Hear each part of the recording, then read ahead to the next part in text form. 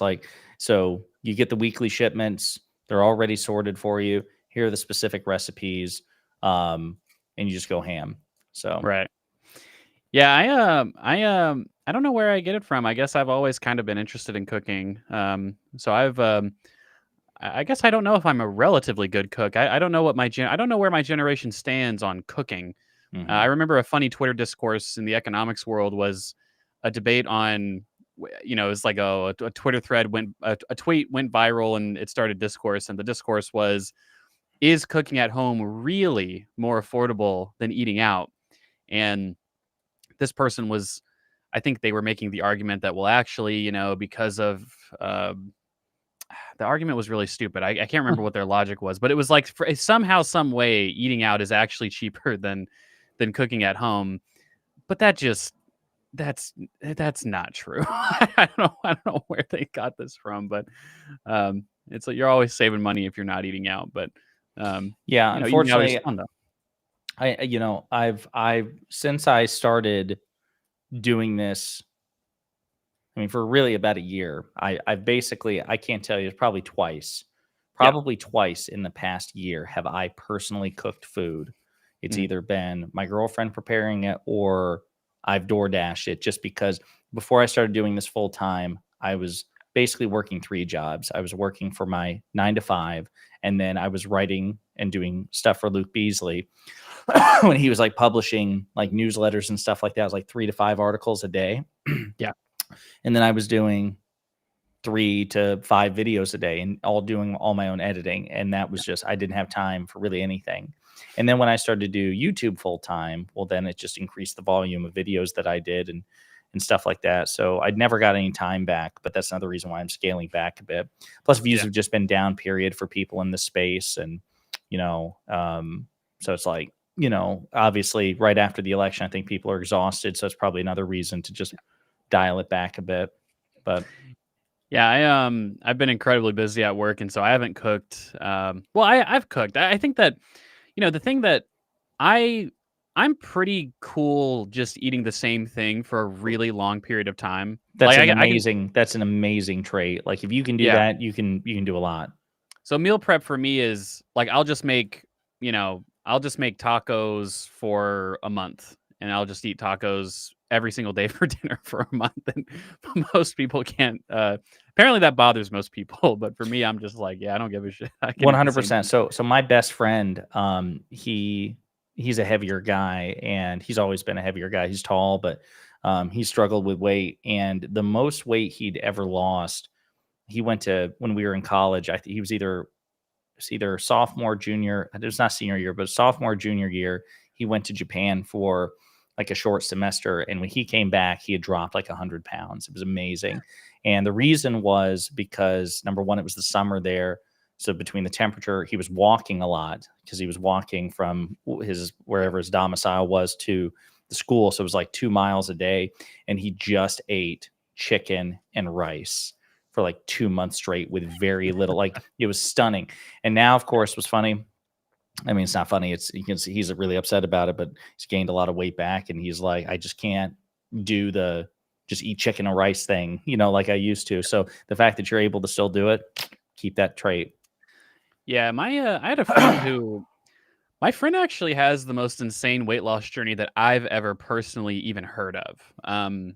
Like even like reading stories on the internet or like reality TV shows where people lose a bunch of weight. She lost, I don't want to exaggerate. I think she was 310 pounds. And a lot of times when you're that heavy, people will like, you'll lose 120 pounds, but you'll still be pretty overweight, like 180 pounds on like a girl who's 5'3". Like that's pretty heavy still. But she actually lost literally, hello, Hutch. She lost Hey, all the way down to 120 pounds, like all the weight. And she kept it off. And what she did was she just really, really rigidly adheres to a calorie like counter. And, like she would say, like, oh, yeah, if I ever had a craving for like a Snickers bar, I would just eat 3 Snickers bars, and that's all I would eat for a day, which, maybe not the greatest, most balanced diet, but it's better to be, a healthy weight than, 300 pounds eating a Right. Valentine's. Wow. It was a really crazy story. There's a. Pisco. Have any of you ever What up, watched what up? 30 Rock? I haven't. No. Hutch? I have. Really? I'm actually Yeah. kind of disappointed. I figured Hutch would be my pop culture guru, the only one who's seen it. But you have, Pisco? Yeah, not the full show, but like the first, a significant part of the show. And chat, like, let us know how everybody's volume is as we do this pre-show banter, basically. But my favorite side character on 30 Rock is Chris Parnell's Dr. Spaceman. And Dr. Spaceman. Yeah, exactly. Spelled Spaceman, but pronounced Spaceman. And at one point, one of the side characters, I'm blanking on Jenna, she goes up to Dr. Spaceman and he goes, "Now, Jenna," in his wonderful, amazing ASMR Chris Parnell voice, he's like, "Jenna, for your height, your weight puts you into what we medically refer to as the disgusting range." And so he talks about that. And she goes, "Is there anything I can do for weight loss?" And he goes, "Well, weight loss isn't a science, but crystal meth has been known to have wonderful," and he holds up a pamphlet. How important is tooth retention to you? And it's just so, I love 30 Rock. I like .com. .com. Great sidekick of Tracy Morgan's character. So, How's our volume? he said, "I'm probably 10% too loud, so I'm going to take it down a little bit." I don't know if it's Pisco. Pisco, you sound like staticky. There's I a know. hissing. Yeah. Oh, God. Yeah. Let me figure it out. It's always This fucking Pisco. guy. Every fucking time. Damn it. Meanwhile, Hutch, without fail, you and Hutch, flawless microphones all the time without fail. Pisco can For some afford reason, to it's live in a hotel full time, but he can't get a mic that works. Unbelievable. for some reason. How's the that? Any cam- better? No, No. No. it's the same thing. What were you saying, Hutch? For some reason, the camera's only letting me do 30 FPS for whatever reason. But What? So, yeah, I selected 1080p, and you don't look at 30 FPS to me. If you go like this, you can tell. Oh, yeah, You I can see see it there. Yeah. Yeah. Wonder if any of the platforms. Wait, why did I say 1080p like that fucking mattered? I don't know why. I'd give up. Fuck it. Whatever. I'm too boomer for It's this fine. shit. Eyes out of No, it. it's fine. I fine. appreciate you guys just not like correcting me in front of God and No. country, but Pisco needs Destiny to do one of his autistic microphone, Little fixing checks. things. Little checks. Yeah. I don't know he's how very he particular. he's really internalized a lot of microphone sound engineering knowledge over the last several months. Is that any better? Testing. Hello, There's hello? still No. like a very audible hiss. No. All right, I'll retry 1 sec. This fucking guy. He Sounds like one of them old TV like Exactly. pixel screens. Like the screens have de-resed and everything, and it's Yeah. like playing at like 2 a.m. because your father had one too many and he fell asleep in the armchair and lights Yeah, going exactly. on. And then that's when the ghost, because of course that's the premise I feel like we're seeing in every horror movie. Yeah. Well, Hutch, Hutch, are how's you a it big been horror going for movie you? fan? No, but honestly, there's been some in recent years that I think have been really, really good. Like I like Jordan Peele's stuff, like all of his stuff I've really liked. There was it's getting better. Like the genre is appealing to me more. Do you like I can't- Robert Eggers? Because that Yeah, the Nosferatu Northman. movie. Yeah, he did The Northman and he did did. another movie that I haven't seen, but Testing. Sounds That a little sounds like tunnely you're- now. Tunneling. Okay. Yeah. it sounds like that's a different mic. Yeah. Yeah. I'm looking forward to that. There's a horror movie coming out called Presence, which got a good review from Your Movie Sucks, Adam over at Your Movie Sucks, and so it comes out in January, I think. So that'll be a good one. It has not Sandra Oh, I can't remember she's a pretty famous actress. I can't remember her name though. But Lucy Liu, I think that's right. I think she's like the star. In Sandra that film. Oh was Grey's Anatomy. Lucy Yeah, Liu, yeah. Elementary, and Charlie's Angels, That's right. and also guys- Kill Bill. Well, we got to have a full fucking. Oh, there's Pisco. He dropped out. Now he's back. Oh, now it sounds good, but you're really quiet. Okay, let me put it up. Testing. Hello. No, you're going still up. really quiet. Okay. We'll figure this out. Keep going. We're gonna actually. By the way, this is a great time to announce we're launching a Okay. spin-off show of Live and Learn. right. It's just called Mike Problems, and it's just Pisco, and it's for 30. I don't have 30 any problems. It's restream. Fuck How's this? you. No. And- No, it's The still hiss there. And back. now the static is back.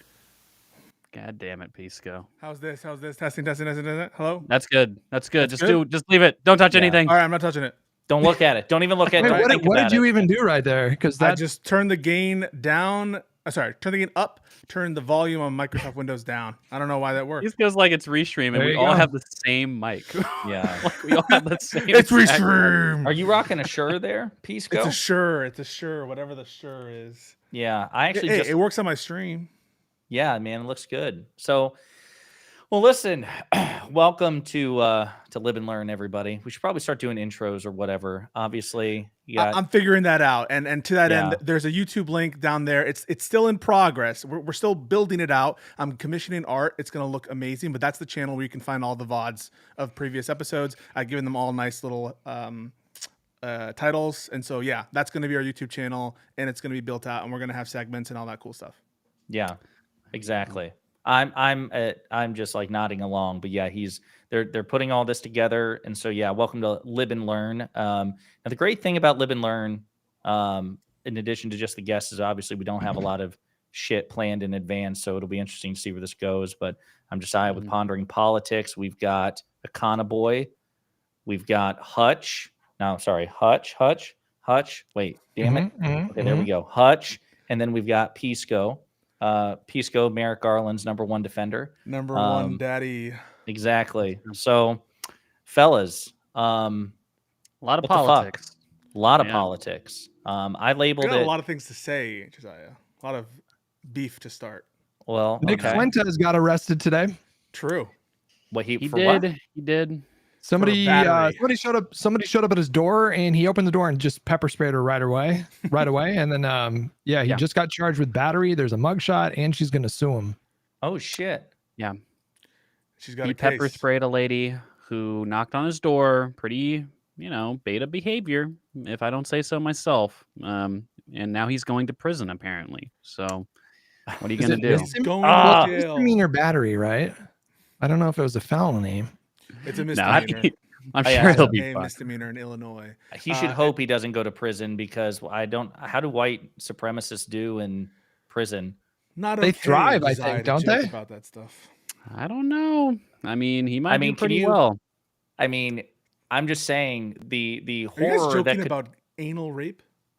No, No, I'm just saying thinking he'll more be the about, like, leader of the whites. I'm thinking Oh. more about like The just fuck? violence. Period. Jeez. You know, I just thinking, think like, that Nobody was gonna go there until fucking our Pisco went prisons- there. Yeah. And now Yeah. it's a thing. And But you know, I know exactly why Pisco went there because he's remembering Fuentes as your body, my choice sort of thing. That's what went through Yeah. his warped brain. Yeah. But I Yeah. don't agree with that kind of stuff. If it were to go on, he should. It's his first time offense. He shouldn't, But there are people who are like throw the book at him, make it so that he's in jail forever. Will President Biden pardon him? That's my question. ooh, State offense. State State state Oh, offense. there offense. you Yeah, go. that's the other thing. Yeah. Governor Pritzker, I guess, in Illinois. I didn't know he lived in Illinois. That's kind of an interesting. I don't know why he lives there. He's a Honestly, I would have Chicago figured. guy. Interesting. He's okay. in Chicago. No He's always been a shit. Chicago guy. Yeah. He's Yeah. a big. That's why he's a big Yay fan. Okay. I Is I that would the have thought reason? he would have lived in, like, what's the most Hitler part of the country? Like Idaho, somewhere like that. Not sure, but in white supremacist news, the Hodge twins are like big fans of David Duke Yeah. now. They posted a picture like, "Wow, David Duke is super based." Shut You the can't fuck make this up. shit up, guys. You can't make it up. He did. Are you you didn't see that, serious? Hutch? 100% No. serious. Check my Twitter. Check their What Twitter. real the thing. fuck? They took a Really? selfie with David Duke and like, "Holy fuck, this guy's based," or something like that. Yeah. 100%. I'm- Hutch. I'm like, What I the feel like- fuck? I feel like both of those guys are just absolutely grifting because they used to be food review YouTubers. Like they didn't used to talk about politics at all, and now they're just like, yeah, this David Duke guy. He's a real one. Oh my god! Look, they're actually simping for David Yeah, Duke. David What Duke They're is a black. real one, Hell. according to them. Wow. By the way, guys, this guy was like the Grand Wizard of the KKK. Yeah. He's like the face of American racism. Yeah. Former Republican nominee for governor of He Louisiana. endorsed Jill Stein this year. That's true. He's making a comeback. God. Ostensibly because she's super anti-Israel. Yeah. That makes- Pretty safe bet. Okay, now that tracks. That tracks. Yeah. Did Yeah, she he's- disavow? I don't know if she even She did. commented. Trump Did she? disavowed Okay. David Duke. Oh, that's all I'll say. In 2016. No, he didn't though. That's the thing. he He was given the opportunity to, and he said, "I don't know who David Duke is." And of He course, kinda- there's a quote from He him like 2 disavowed. decades ago talking about it. His campaign kind of gave a half-ass response. I mean, to me, like with somebody like that, you need to give a pretty explicit and public disavowal. So like this half-ass, I don't know who he is. We didn't ask for his endorsement sort of thing. Like that doesn't count. I'm sorry. I've got to switch spaces with I think I'm going to put Pisco up top because it can't just be the two like red shirt guys side by side. It's already, nice. Unbelievable. yeah, exactly. I didn't get the memo. Sorry. Yeah. I'm used to being next to Josiah. Now I'm next to Pisco. Yeah. Wait, does that mean that I lead everything now? I don't like this. Yeah, no. Not with your Merrick Garland love. You'd be last place on that score. Can we So, just yeah. talk about how much it sucks to be a fucking lib right now? It's just the worst. It's And bad. he hasn't even been out inaugurated there. yet. He hasn't even been inaugurated yet. No, but that's why though, because like all it is a holding pattern. And so the MAGA Yeah. people, they're doing their victory laps. Everybody's hitting us with their hot take postmortems for the 1,000 reasons why she lost. There's nothing really to attack yet. Like we can talk about his cabinet nominees, but nobody gives a fuck. There's not going to be a lot of outrage about that. The spice isn't going to start until the actual hearings. And so there's just like nothing to do besides just eat shit for the next like month and a half. Is there a word for getting blue balled where it's like the anticipation is for something horrible and not something good? Like that's what we're experiencing right now. We'll call them red balls. Or fear balled. We're getting fear balled. Yeah. No, because that is true. Because honestly, Trump, there's some reporting that Trump he's actually instructed his nominees to do very little media. And Trump himself has been pretty quiet. Like it feels like they are they seem to be making a deliberate effort right now to stay out of the news and to stay Well, he's quiet. doing an interview on Sunday. He's Yeah, doing with Kristen Welker. Yeah. We'll Yeah, see we how that actually goes. there are a couple of like preliminary clips already like out to tease the full conversation. So it'll be interesting to see because Welker is a mixed bag when it comes to interviews. So Chuck Todd, the previous host of Meet the Press, he was terrible, particularly when it came to follow-up questions, in that he'd never encountered one before. He didn't even know what it was. Kristen Welker gave Trump a softball interview right after she became host of Meet the Press. One of her first interviews was with Trump, and she gave him a softball interview, and she got shit, I think rightly so.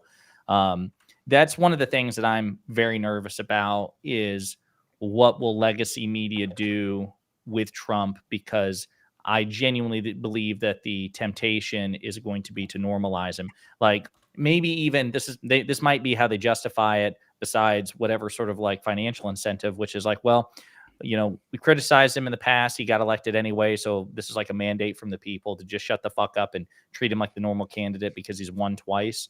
But unfortunately, I think we're going to see a lot of sane washing and normalization and a devastating lack of fact checks. 100%, Josiah, I couldn't agree with you more. To that end, it brings my beef of the week. And let me tell you, it's bad out there for a lib, as Hutch would say, because we have a lot of turncoats, in my opinion. Some who are official turncoats. Now, you guys can disagree. You're talking about Jank now? Well, yes, and more. Some, I think, official turncoats, and some people who I think are just bending the knee and showing their belly, and who are making the kind of weird political gamble. I'm just trying to think how anatomically, how would they do that? So they bend the knee, then roll over to show the belly or whatever? Yeah, so they're the people who bend the knee, those are like the true people who are just like He's bowing like down. the fucking Kendrick Lamar of TYT. Like he's their biggest hater at this point. Bro, listen, and this has not been the case for very long. Before the election, I was about to rank them A in my definitive rankings of like cool left-wing online alt media people. I was going to put them I'm just going to say real quick, sorry to interrupt, because Pisco's done this before. The three of us are not going to show up on the fucking list. That happened the last time. I don't know if you remember, but Pisco dropped this great list of like his favorite lib and progressive content creators. No Econoboy, no Hutch, no Josiah. No. That was just people who've been really correct, present company excluded. You guys are eternal S plus, okay? Yeah. Eternal S plus. That's cool. Yeah. And you guys will be on the list as S plus. That said, I I think that there's a group of progressives, they call themselves progressive online, who are bending the knee, and then there are Democratic politicians who are either bending the knee or they're just straight up making this weird political gamble, which is doomed for failure. And what is going on is this: they're sane washing Elon Musk and Dark MAGA, the billionaire oligarchs that support and are actually now part of Donald Trump's forthcoming administration. I think we just got news that David Sachs has been nominated for crypto czar. I mean, they're just like using the czar term that was the media term for border czar and running with it as official. Very made-up appropriate, positions. though, quite frankly, given the oligarchic, overtures. 100%. And it's this weird, like, really fascist slash Orwellian kind of thing where they're fake real positions or real. You guys ever watch Rick and Morty? Real fake doors. No, They're I don't watch Rick and Morty. they're like know real, real they're fake fake doors. positions, but they're real positions. They're going to become real positions. Anyway, these billionaires, these oligarchs, these dark MAGA people have a ton of influence and are managing much of the administration and transition. And people like Cenk Uygur are going soft hands on these people, thinking in their deluded mind, oh, we can work with these people. We can really work with these people to cut the Pentagon budget. We can really work with these people to counteract fraud and to get rid of waste. No, these people are trying to gut public workers. They're trying to gut public programs and deregulate for their industries. Right. And what you're doing is you're giving cover to an administration that you should be opposing, because these people, Elon Musk and others, are never going to get, quote, money out of politics. People like John Fetterman are like, Elon is a great guy. Bernie's talking them up. Ro Khanna's doing this kind of thing. Jared Moskowitz is saying, yeah, Doge is base. We should work with Doge. Jared Moskowitz, officially, he's the first Democrat to join the Doge caucus. Yeah. This thing is going to crash and burn because they are the foxes that are going after the hen house. Yep. And as Democrats, we're trying to guard the hen house. You're doing a deal with these people. It's not going to work out the way you want. What they want to do is they want to cut entitlements. They've already signaled this, or they want to deregulate, or they want to fire a bunch of public workers that are super needed. That's what their stated goal is. And you acting as though they're the same people that you can have a rational conversation with. It reminds me of that movie Downfall, the one with Winston Churchill starting, Hitler. But he says you cannot reason with the tiger when your head is in his mouth. How many times do we have to go through this lesson before we learn you cannot trust Trump? You cannot deal with him in a rational way. And the people around him are all snakes. Yeah, Cenk. I don't know what Cenk is clearly angling here for something. Well, he's doing this thing where he's constructing this new binary, and he calls it's no longer right and left. It's populist versus establishment, which is just, to me, wildly naive to think that the kind of populism the faux populism that we're seeing on the right now, like they're going to make space for people with Jenks politics is just, I don't know why somebody would believe something like that. It's pretty insane. But, Cenk has done this for like more than a decade at this point, where he was I would say he was an early adopter, but also one of the softer adopters of this sort of like the Democrats and Republicans are the same type rhetoric, and at least in terms of the alternative media space. And yeah, I think that what Cenk sees is a potential opportunity to sort of be on the inside of maybe like some of these conversations. Now, to be fair, Cenk specifically would like never get close to this. A guy like Jared Moskowitz or like Henry Cuellar, like maybe these very sort of right-leaning Democrats could come in and be part of these committees or something. But the problem is that if you do anything that it just seems like the nature of the things that Elon Musk and Vivek want to do are just not democratic things. Like, there's no Democrat who should ever support cutting Social Security. If you support cutting Social Security, you should be primaried. That's end of story, right? There's no Democrat who should support cutting Medicare. If you support that, you should be primaried. There's no Democrat who should support cutting the VA, right? Like, that's an insane thing to support. And there just needs to be some sort of, like, I know that generally people on the left have said, we shouldn't gatekeep, we should be a big tent. But obviously there is a difference between Democrats and Republicans. And like, I think one of those very foundational differences is things like Social Security and Medicare are like bare minimum. Yeah, no matter to support these things. No matter how big the tent is, to use the metaphor, there's still stakes in the ground at a certain point holding the tent up. And if you move past them, you are literally outside the tent. I'll just say this. I thought that, let's take it from another populist that Hutch and I recently engaged with, Crystal Ball, wife Yeah. of Kyle Kalinske. So she's an avowed populist. She is very critical of the Democratic Party. She has been critical of President Biden. And she had a conversation with Cenk, which I sent to Stephen. I'm glad he reacted to. And to Pisco, I think you did as well. Yeah. Where Cenk, he didn't specifically name drop you, Pisco, but he's very clearly referring to you in particular, talking about, will you condemn? People have been asking me, will you condemn Elon Musk for, calling for the deletion of the, And he doesn't. and he doesn't even in that.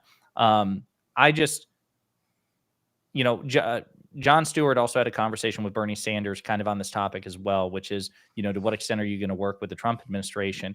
And I think the way Bernie is going about it, I think is very similar in substance to what Cenk is claiming to do. The difference is Bernie's not doing it enthusiastically, and that's what really has me nervous. So to paraphrase what Senator Sanders says to John Stewart, he's like, listen, Trump's president, whether we like it or not, there are going to be Republican majorities, and Elon Musk and Vivek Ramaswamy have said some good things that if they followed through with it, I would support. And he said, so basically my job is to challenge them. He says, because during the next Congress, I will be introducing legislation to do exactly what they have promised to do, and we'll see whether or not they support it. And so I don't have an issue with that because Trump is going to be president, whether we like it or not. Doge, I don't know what sort of influence it will have in the formal government, but it's going to be there. There's going to be a caucus created. So I don't mind that sort of thing, but I like the clear-eyed, calm, practical. Like Bernie Sanders isn't doing backflips for Elon Musk the way I feel that Cenk is doing, or rather I should say that Cenk is being more enthusiastic about. And I think if he would just dial that down a bit and say, just listen, I know Elon Musk is a piece of shit. I know he's anti-union. I want to make it very clear. I am not saying washing the guy. I'm not saying he's a good guy, but he's going to be part of this Trump administration in an informal capacity. And so I'm going to call him out. I'm going to try to direct him as much as I'm able. And if he, fails to live up to his promises, I'm going to, to the extent that TYT is capable, going to direct my ire towards him. Then I would appreciate that. But some of these things look way more cushy than what I'm comfortable with. I think I was just going to say real quick, I think in the case of Cenk, I think there's a really simple explanation for why he's been leaning more into this kind of stuff. I think it's literally because Elon interacted with him on Twitter like 2 weeks ago, and now he's fishing. Because this seems like a tweet that was just created in a lab, trying to bait some kind of a reaction or approving tweet from Elon. So I do think there's that going on right now. I want to go back to that tweet in a second, Josiah, because I think this tweet is super important. It does stress and indicate a difference between Bernie and Cenk Uygur and people like Cenk Uygur. I still have criticisms for Senator Sanders as well. I think like when he says we need Medicare for all, it's such a tone deaf statement to make given where we are in the administration, especially like where it's juxtaposed to the whole idea and concept of Doge and the notion that we need to like reduce healthcare expenditures. That's because they want to like get rid of the Affordable Care Act. They want to defund stuff like this. But anyway, this tweet is bonkers. It says, I quote, wait, can I quote it? 1 second. I've been trying to figure out why I'm more optimistic now than I was before the election, even though I was so against the guy who won. I was so against the guy who won. I know now MAGA is not my mortal enemy, and neither is the extreme left. My mortal enemy is the establishment, and they have been defeated. This is a about face. This is stating that you would have preferred Trump to have won in retrospect. Now, listen to what I'm saying. I am not saying that Cenk supported Trump during the campaign or in the lead up to the election. What I'm saying now is Cenk identifies currently and before that the establishment candidate was Kamala. Cenk believes that the reason, and if he goes down and he elaborates in other tweets, that he's happy. One of the reasons he's happy about this is the establishment lost. That would include Kamala Harris and their media apparatus. That would include all the mainstream media supporting Kamala Harris and people like that. Query whether that was true. But what he's saying is his main enemy was defeated. Well, why wouldn't you want your main enemy to be defeated? Why would you prefer someone who's not your main enemy to be defeated? This is, if you just listen, like read the words, it is saying Trump was the preferable outcome compared to Yeah, Kamala Harris and the even establishment if winning. I did not recognize it during the election itself. That is the necessary implication of what he's saying. I totally agree with you, which is why I would hope, I don't know how to contact Cenk or Anna Kasparian. I interviewed Cenk at the DNC with the Progressive Victory thing, and I scribbled down, quickly the email he gave me, but I didn't get it right because it keeps coming back invalid. But maybe somebody like Steven could have a conversation with Cenk and just really explore this, because it would be nice to at least get closure on where TYT is in all of this, because they're a major, liberal progressive. They are one of the biggest, if not the biggest, on YouTube, and And they're it being would be sneaky, Josiah, helpful. because here's the question he will never answer. Or if he does, it's incompatible with the tweet that you just showed. In retrospect, isn't it the case that you would have preferred Kamala to, or that you would have preferred Trump to win, and therefore deny a victory to the establishment, which you say is, quote, your mortal enemy? I think Cenk would answer that question. Now, I don't know if he'd answer it honestly. I don't know him that well, but Cenk Uygur, from what I've seen, has never been the sort to run away from questions like that. Just no one has posed that question to him. That's why I think it would come in handy for, That's the obvious subtext of that tweet, though. not just obvious. It's necessary. It is the necessary implication of his words. Right. And so that's why I think somebody like Destiny, somebody who has a direct line to him, who's had conversations with him, could point that out. Be like, this is why I'm asking this question, because it is the necessary implication of your words. And if that's your opinion, that's fine. But then it clarifies where you are in this political struggle. And I think that's good for everybody. He's going to make up a little. Go ahead. Sorry, Connor Boy. Yeah, TYT is just in such a weird spot right now. Just period. Because look, I mean, Cenk has been, I think one of the reasons that's causing this is that Cenk has been, number one, Cenk has a serious cult of personality within TYT because he runs the organization. He's very good friends with a lot of the people that work there. So it's kind of understandable. I don't think it's a malicious thing. I think that people at TYT just really like Cenk for the most part. And they're really loyal to him.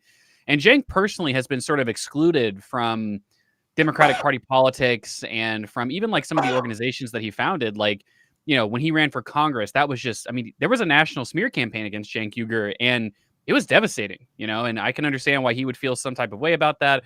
And then after, what do you call it? After that, I think he gets kicked out of Justice Democrats, which was an organization that he and I think Kyle Kalinske actually got kicked out as well. So it was kind of a weird drama that they were in.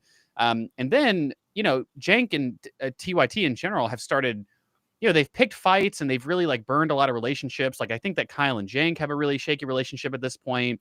TYT and Cenk broadly have been calling out the Majority Report and Sam Cedar and these kind of guys where they have historically had a decent relationship. And it seems to stem from just basically Anna and Cenk taking certain positions that progressives disagree with. And to the extent that they're getting personally attacked for that or vice versa, it's just kind of silly nonsense. I don't think that that's quite right. But I think that, ironically, at the same time that they're saying that the far left is crazy and they're failing to build bridges and to be open to working with people of a different type, it feels like they're kind of falling into they're burning that bridges. same exact. Yeah, exactly. Talk about really quick, Pisco. What I was going to say was that, for instance, Sam Cedar recently, the Majority Report, they recently released a video which was called "Please stop emailing us about this." Right. And I saw that. Yeah. And Sam Cedar said explicitly in that video, he's like, I am always willing to go on their show or have them on my show. They just don't want to talk about these issues. They don't want to have that conversation. And that is kind of bizarre, right? Because Cenk is a pretty willing guy. Now, Anna doesn't do a lot of debates, just period. So I don't know if maybe she just doesn't like to, but Cenk does a shitload of debates. So he was on WIC. He was on a WIC panel, right? I mean, yeah, that was crazy. I should just say at the DNC, literally, it wasn't a planned event. So they had us in this big media room where you basically had to pick a corner and you got a shaded background or whatever, but it was a friggin' free for all. And we just happened to be IRI and Mr. Beat and I were walking around. We bumped into Cenk and we're like, hey man, we're fans. Would you mind if you got a few minutes coming over and have an interview? And he said, yeah, sure. Let me use the restroom. And so that's what I'm saying.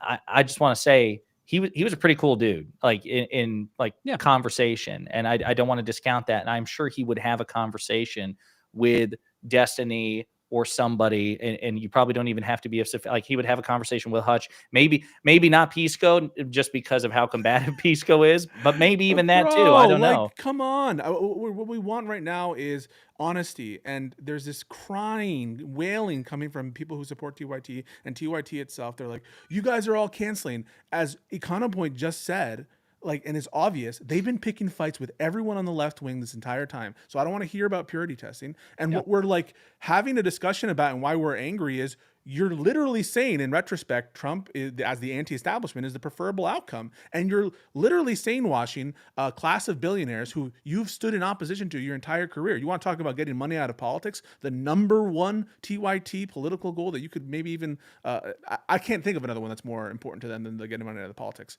And they're working with the definition of insiders, of corrupt robber barons influencing policies, deregulating the CFPB stuff, right? It's not just that they've always been in support of CFPB. Yes, that's true. But you can see, there's a meta aspect to it. You can see in real time the effect that this pivot, whatever you want to call it, has had on their discourse. They are unwilling to use really sharp fists to go and attack sharply people with whom they're trying to pursue personal relationships with. And that goes to show what we've already kind of known and what we've seen tracking with the TYT is everything is personal.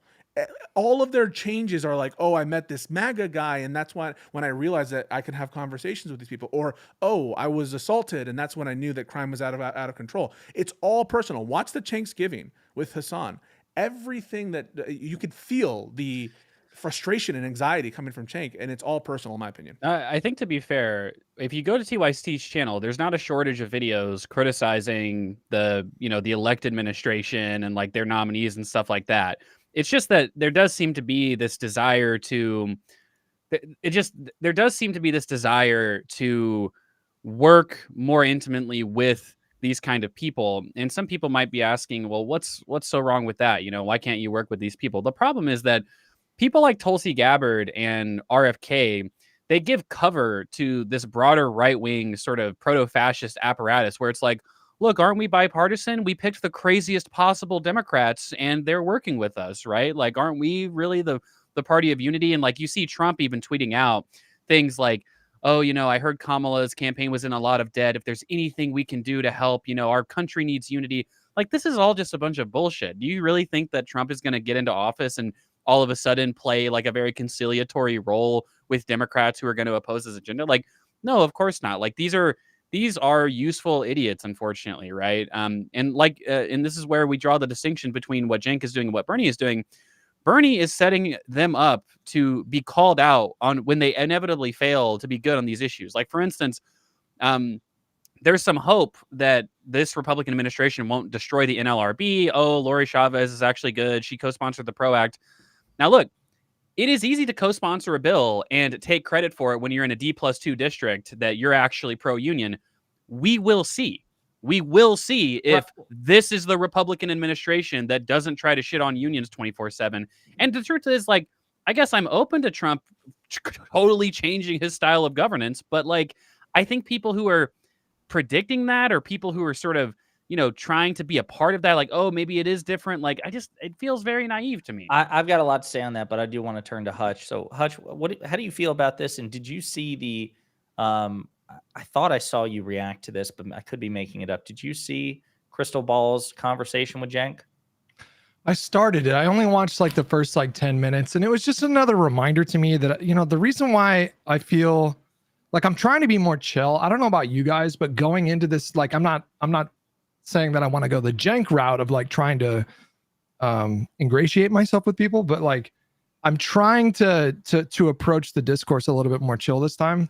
So I don't want to go too hard on Crystal Ball. She was nice when she had us on, but I'm just really tired of the populism stuff, man. Like, the promise of populism is that it makes really complex problems. It makes it very simple, and it gives you this like clear villain. And so when I was listening to them have that conversation, Cenk was saying stuff like, he was implying that if she would have run on Medicare for all, she would have had a better chance of winning. And it's like, it's not enough to want a policy. It's not enough to say that a policy would be a good idea. When you oversimplify things to that degree, and if you say, well, if this politician, and like, let's break it down to like, maybe candidates for House of Representatives or Senate or whatever in different states. It's just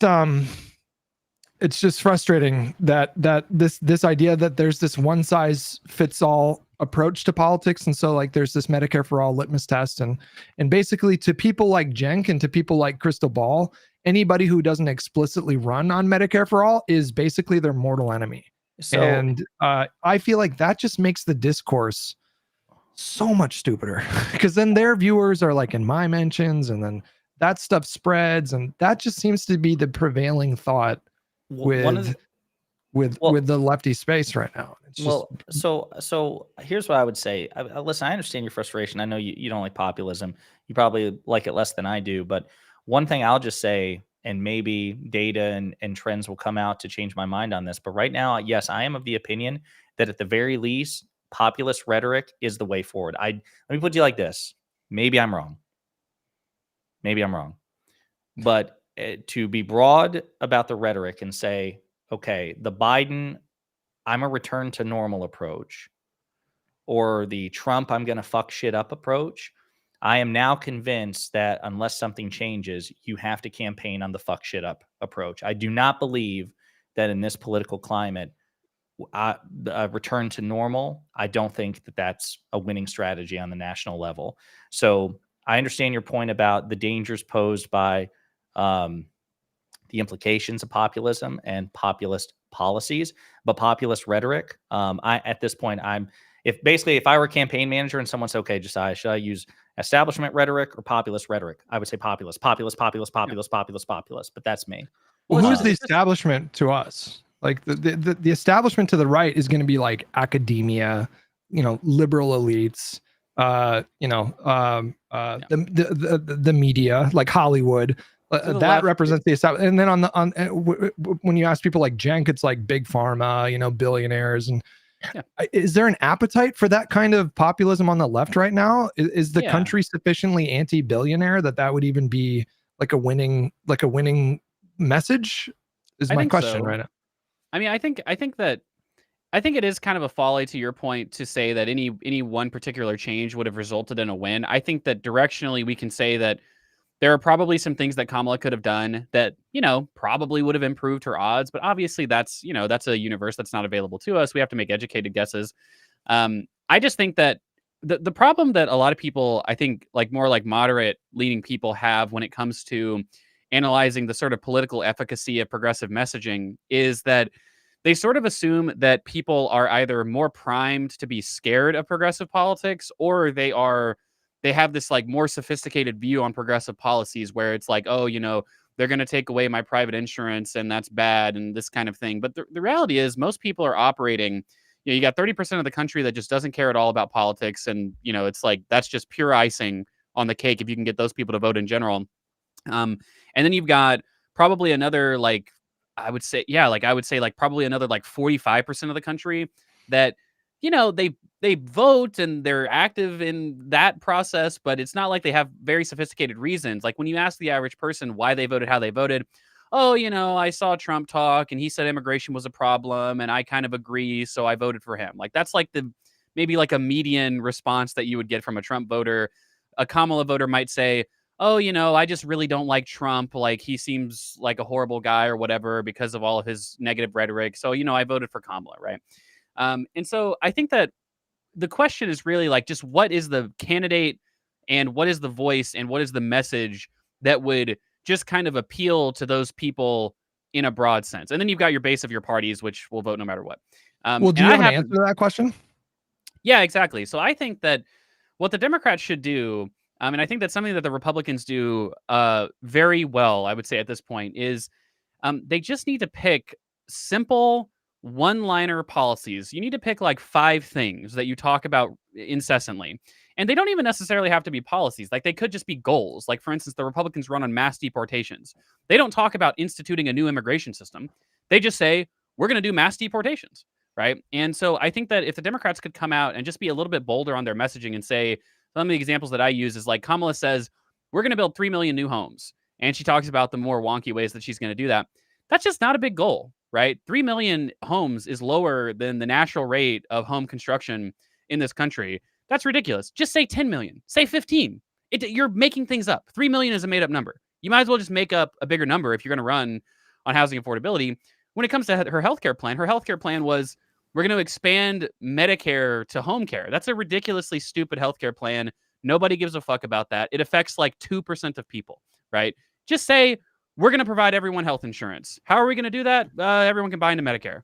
Like, just say something like that. That's a public option. Doesn't get rid of private insurance, but it's a big plan that people can say, hey, this is a thing that the average person is going to be eligible for. And you can point to it, right? It's just it's something a little bit more tangible.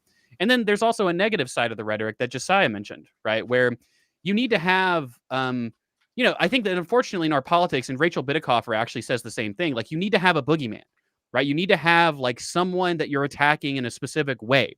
The Republicans want to cut your welfare benefits. The billionaires are suppressing your wages. Like, that kind of rhetoric, I think, is effective. Well, Even though I want to push back a little bit. The last thing I was going to say was, hold on, just one last sentence. Even though it's probably not true, one of the more effective polling things that the Democrats had coming out of 2022 midterms was this idea that inflation was caused by corporate profits. That actually did catch on, and that actually polled reasonably well. Hey, why is inflation happening? A lot of people, a majority of people said, oh, well, because of corporate profits. Like, that seems to make sense.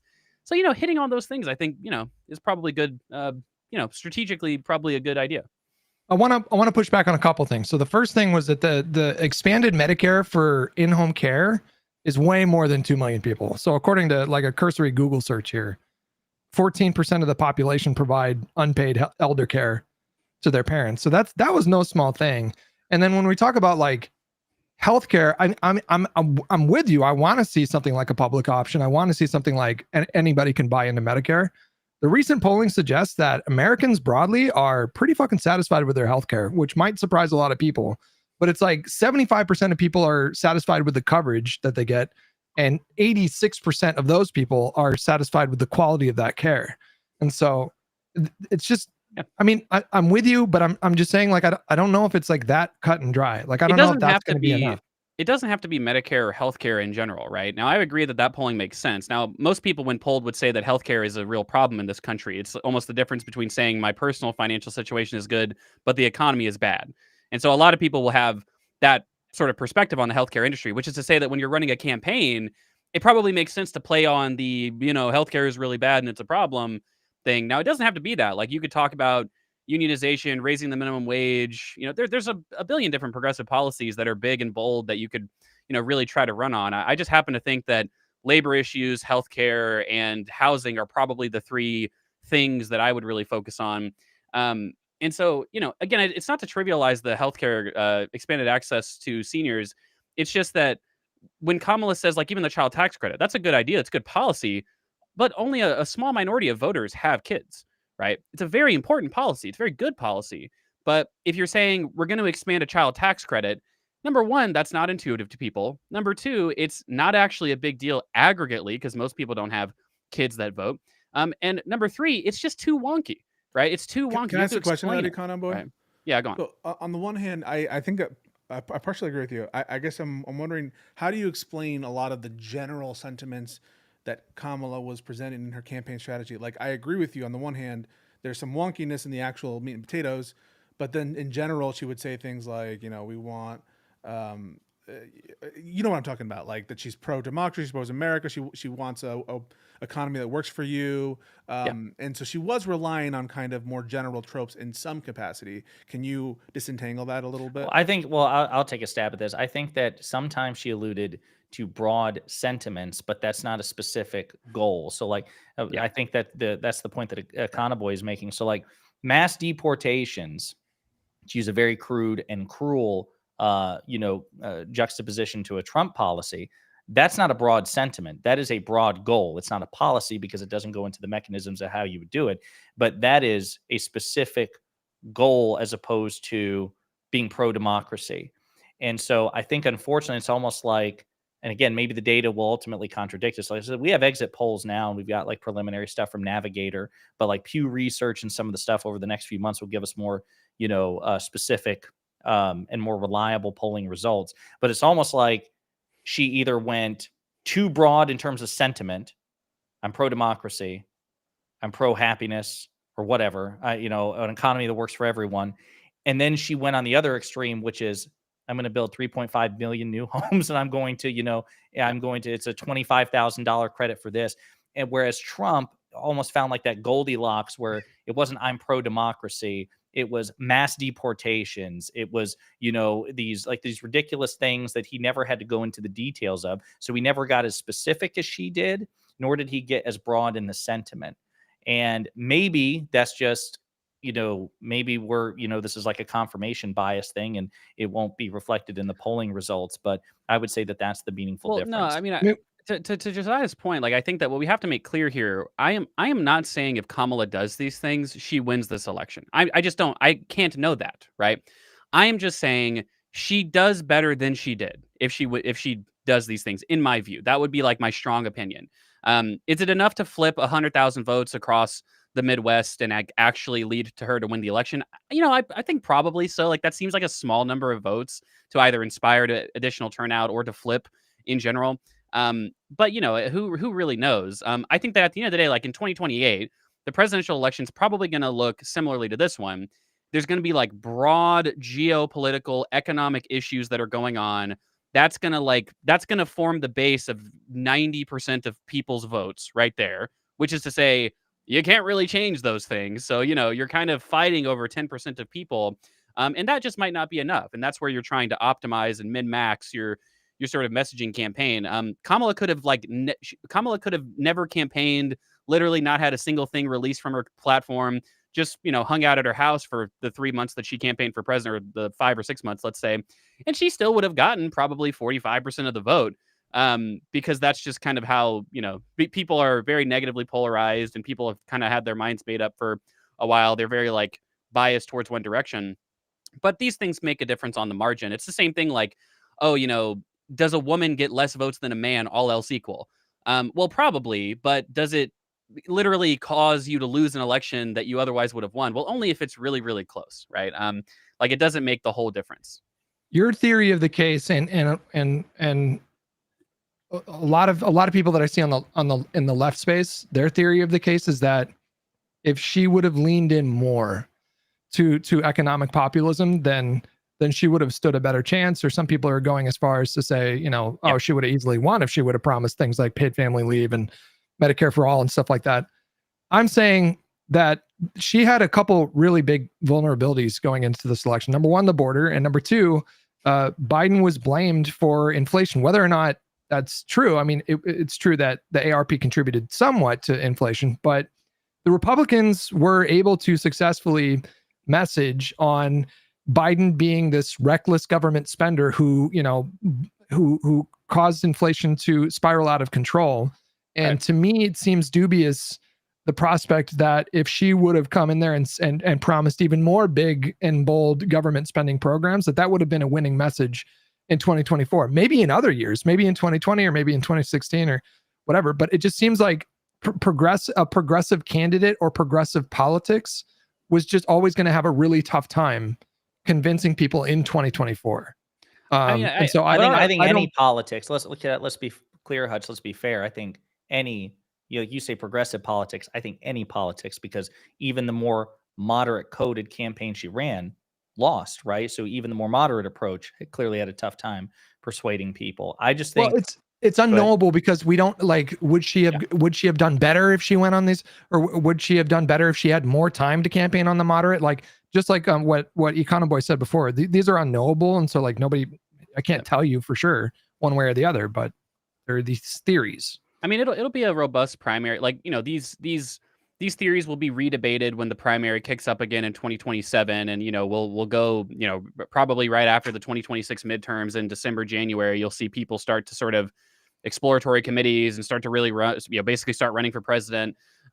Because, January 28 will be the Iowa caucus. And so people want about a year to campaign for that. And so, these debates will be revisited at that point. And we'll see, like, I think that one of the problems with progressive messaging in general, inherently, is that progressives just can't seem to win national Democratic primaries. Like, I like AOC in 2028. But at the end of the day, like, is she going to win a Democratic primary? Like, I think she should run for Senate. I mean, listen, I think I've said it before, I'll say it again.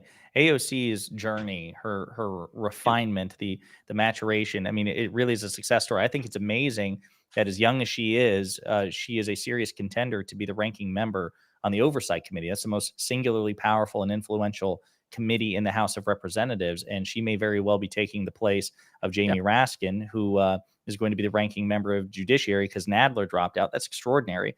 But I think she probably jumped for Senate first.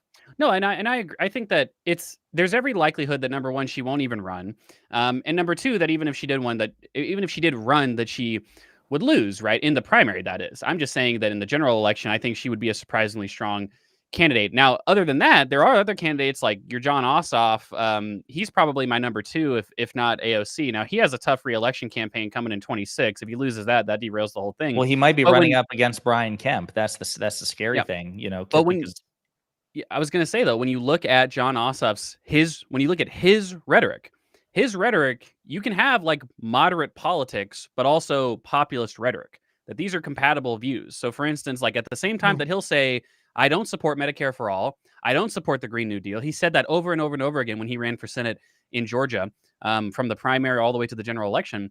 He'll also say, big pharma is killing people, right? He'll say shit like that, right? He'll say, oh, big pharma is a big problem. We have to regulate them. This is a really big problem. He just voted to end arms sales to Israel. That's a very progressive position to take. But even that speech is a perfect emblematic case of what I'm talking about. In the speech where he talks about ending arms sales to Israel, he talks incessantly about how Ronald Reagan did the same thing when he was president. Like, he's very good at framing these issues. And so I think the optimal candidate in 2028, it might be something like a John Ossoff, plus just like slightly more progressive policies and rhetoric if he can sell those things. Because, I think that you need everything. You need someone who's charismatic, good on policy, good looking, all the whatever your optimal sort of mix of things is. I'm not running, Akana boy. I'm not doing it. Stop doing this every goddamn time. You can be you're over the 8. You and Hutch both. That's our dark horse ticket in 2028. Listen, that let me tell you something. We would probably lose so badly, but that debate would be fucking fire, wouldn't it, Hutch? That and actually that's how we'd propose it. We'd be like, listen, instead of having presidential debates and vice presidential debate, let's make it a 2v2.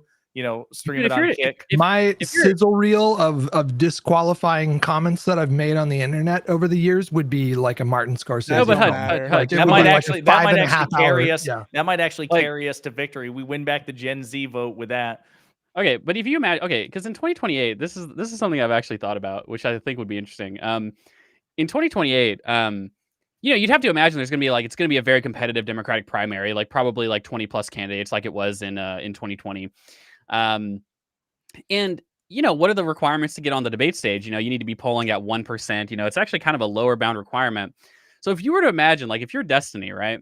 If you're like any of these streamers, right? If you're Cenk Uygur, if you're Destiny, like, you have to think to yourself, oh fuck, could I raise $5-10 million and just make that requirement to get on the debate stage? Like, it's surprisingly achievable if you're like one of these mid-sized creators. And so I'm really curious what that'll look like, because we did see some people try to do that. Like a TYT contributor ran for president. Cenk is ineligible, guys. He can't run. But no, forget about Cenk. Listen, hey, I'm sorry, real quick, just as a sidebar, as we learned from the Supreme Court recently, the 14th Amendment doesn't mean shit. So I mean, like, I don't know, maybe probably he is eligible. Maybe. You know what? I actually am in favor of him running, just so that we can put the screws on the Supreme Court. He did run. I know, running again. Yeah. But this time getting 5% only for the courts to say he can't be on the ballot. It's an interesting thought process, because there are candidates who run just to get on the debate stage and just have fun and say that say their message. And it'll be interesting to see if any of that is particularly successful. I mean, like, Vivek is a great example. Like, he did that and he totally parlayed that into a total forward career progression. So anyway, but that's just a joke, basically. I think that 2028 will be a big debate, and we'll see who ends up winning. Let's close the loop on this. I'll say this, for my money, I understand where you're coming from, Hutch, but the signs maybe I'm totally misreading it, and you've got but to me, it's very clear that the trajectory is that overall more people prefer populist rhetoric to moderate rhetoric. And so getting back to the Crystal versus Cenk thing, I understand why some of that frustrated you, but I'll say I think Crystal Ball killed it. I think she for somebody who I didn't hear too much of like what she said. I just remember Jenk saying like she would have done better if she ran on Medicare for all. Right. And there are points of agreement that Crystal has with Jenk because they're both populist, but she really held his feet to the fire. And one of the things that you'd appreciate is she stand a king in the form of President Biden. She repeatedly defended the Biden administration's domestic policy and made a point. She's like, listen, you know how I feel about Democrats. I complain about them a lot, but let's be real. If you look at my policy prescriptions and my values, I have much more in common with even an establishment Democrat than MAGA. And she went and listed, She the NLRB. eviscerated him. It was glorious to watch. Yeah. And again, I think it says a lot that she did it. It wasn't just the substance of what she was saying. It was the fact that she picked that fight with him. She was the one who wanted to talk with him. And she defended the Biden administration and the Democrats and made a point to you are discounting the fact that there has been more achieved under Democrats than there has ever been under Republicans. See, but now you're just frustrating me because that to me, that's too little too late. She didn't endorse him. Yeah. I don't, that is frustrating. I know, but I'm worried about the next fight, Hutch. No, I agree with everything, Hutch. It's super frustrating, but to watch her be like, there's no guardrails on Trump. Why are you optimistic? And for Cenk to be like, yeah, I agree. We totally agree. There's no guardrails on the court's totally busted. The Republicans not going to be guardrails. I think though, Crystal, the guardrail this time are those right-wing populists, the Joe Rogans of the world. Did he really say that? If he started, yes, he was like, oh my God. The guardrails to Trump going out of control are right-wing populists, and by that I mean the bros. By that I mean Joe Rogan and Dave Portnoy. That's who's going to be the guardrail on the Trump. He literally said that, and the bros are going to laughed in his face. The bros. So my theory is that there's going to be a sunk cost fallacy for a little bit, and I think it's going to take something really extreme, or it's going to take a year or two to pass during the Trump administration before, if the bros ever turn on Trump. It's not going to happen anytime soon. Yeah, because they've spent the last 2 years talking about how the media lied about him, all that everybody was lying about him. They don't pay attention to this shit. They're by definition, they're like not plugged in. The issue is that I think that Trump, because that's to Hutch's point at the very beginning of the red balling that we're experiencing right now is that it's there's a very wide range of possibilities with Trump based on his own rhetoric. Like if you just did the accounting of everything that he's said, like, it ranges from like a pretty moderate, just legacy sort of securing presidency where he pardons a bunch of crazy people, but things kind of run along, all the way to like worst recession since the Great Recession. People are being denaturalized. The Supreme Court has like literally one of the most insane dockets in all of U.S. history because of all the crazy shit Trump is going to be doing. And so I think that at the end of the day, I think that you could see a world where these guys are still stubbornly defending him, but that's because that world is maybe just not so awful. Like it's not as bad as his rhetoric would have implied. But there's also a world where, he does actually do the things that he says he's going to do, and I have no doubt that he will do those things because why wouldn't he? He said he's going to do them, and things are just so disastrously bad that you do see. Very, very ground level impacts. Even in, at my job, I'm already seeing the impacts of Trump's rhetoric, because as with many other companies. OnlyFans? That's true. It's going to be banned. No, I mean, as with many companies, many companies are preemptively raising prices and like thinking about the impacts and geopolitical risks of the Trump administration.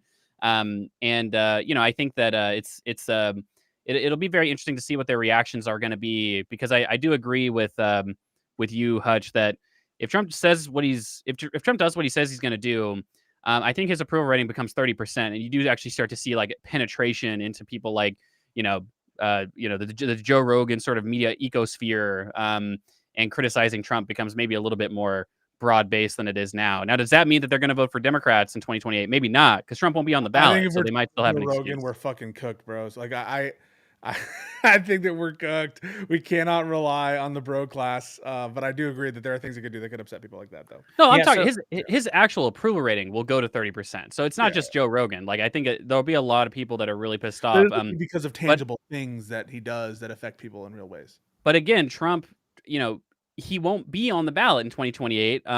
Fingers crossed. So in theory, you could have these people. You could have Trump with a terrible approval rating, but you could still have people like Joe Rogan be like, well, JD Vance isn't Trump. He's not Right. Trump.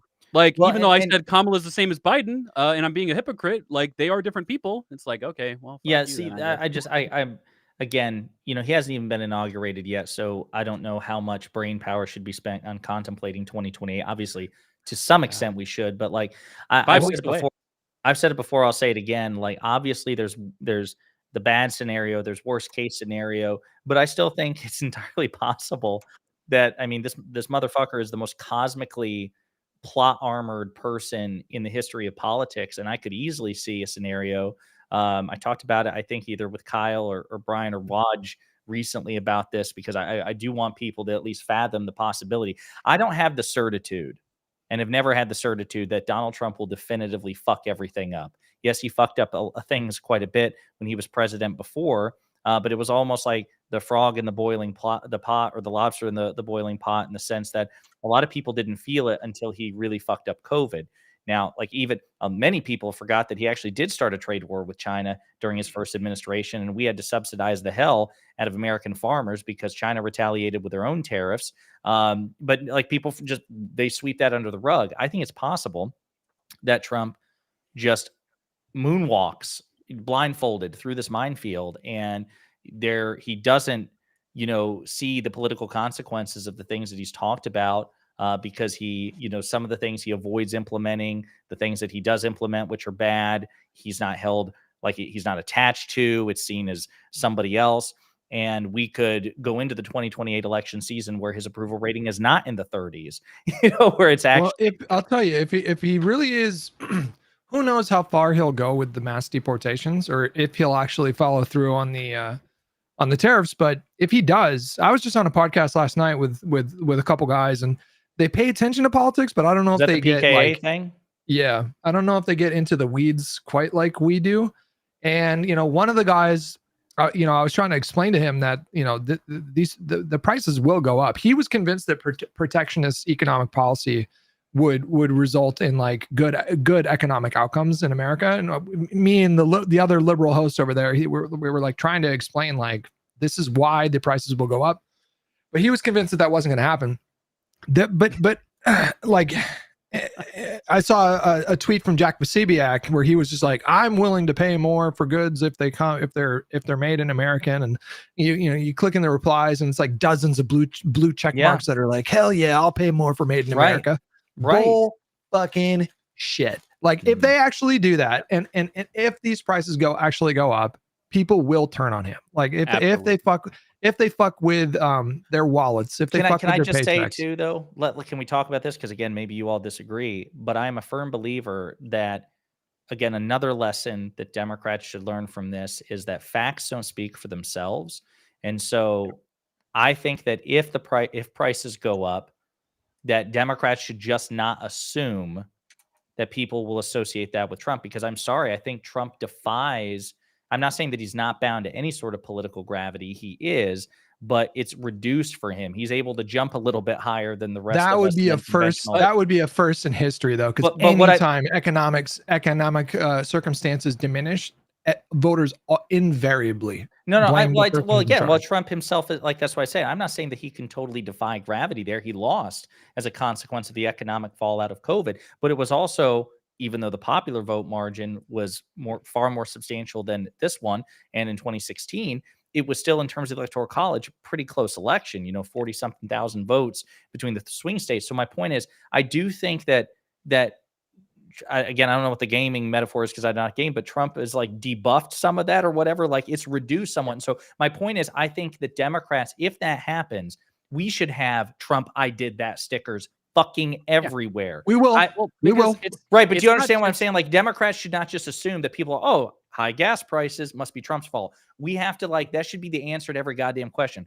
Democratic senator, how's the weather out there in California? Well, I can't see it over the fucking gas pump here, which has $7 a gallon gas because of Donald Trump, but it's sunny. Well, we're the opposition party now, and so our job is really clear. It's our job to skewer Trump for every day he doesn't follow through on his promises. His promise to and not to end the break war in bread with his Ukraine, to cronies. cut the energy costs in half, to bring the cost of groceries down, to bring the cost of Yeah, gas down. yeah, if Every that- day that he no, fails to do that, do you- it's well, our job to just. And if he doesn't, that's it. if he doesn't like snap his fingers and solve the Russia-Ukraine war in 24 hours, like on hour 25, I'm sorry, you might think this is stupid and petty, but I think it's been 25 hours. I think it's been 26 Got that hours. It's been scheduled tweet 27 already. No, hours. that, but literally, yes, Yeah. that is the job. No, now. really, and Yes. I was gonna say it's not just enough as well for Trump to just like not fuck things up completely, because here's the thing: deflation isn't going to happen unless the economy collapses. In which case, have fun defending that if you're a Republican.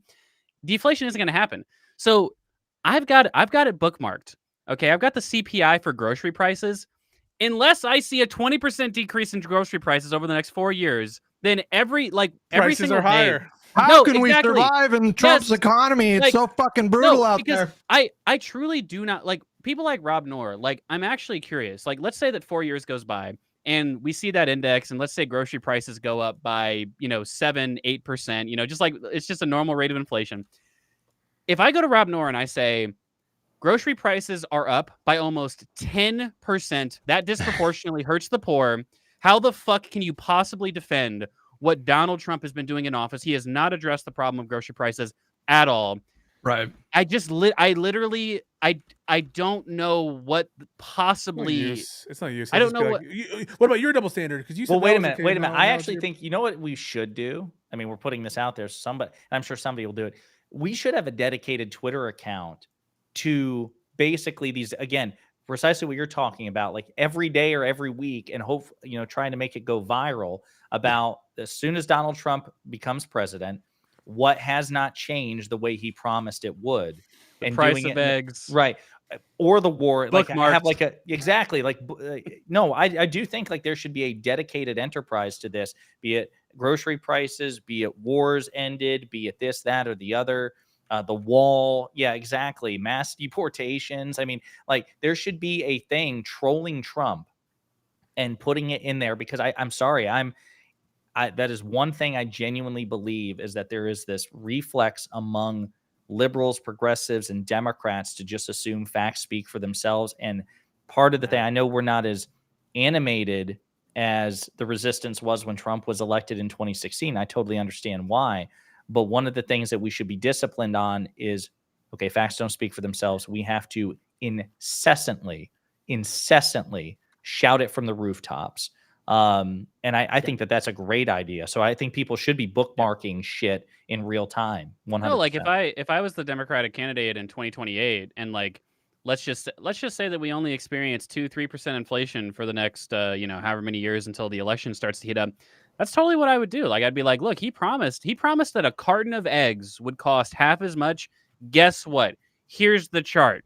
This is when Trump took office. It's higher than when he took office, and that was higher than when he left office, right? Like he hasn't actually solved any of these problems, right? He And we doesn't have can't- gridlock. He doesn't have gridlock as an excuse either. Yeah. They have a full No, trifecta. exactly. They're in Like- power. So yeah. with the Supreme Court, with 53 senators, with a majority in the House, with a totally sycophantic White House, the price of a carton of eggs is still higher than it was. If it is, obviously, we don't know. But that's the thing about MAGA, though, is that let's just say the price of a carton of eggs goes down, but maybe the price of gas goes. Just pick whatever you want. Like, who gives a shit about the truth? Just fucking put whatever out there that you can to attack Trump's message, because it just seems like what you need to do is try to latch on to specific sort of in the zeitgeist issues that people are talking about.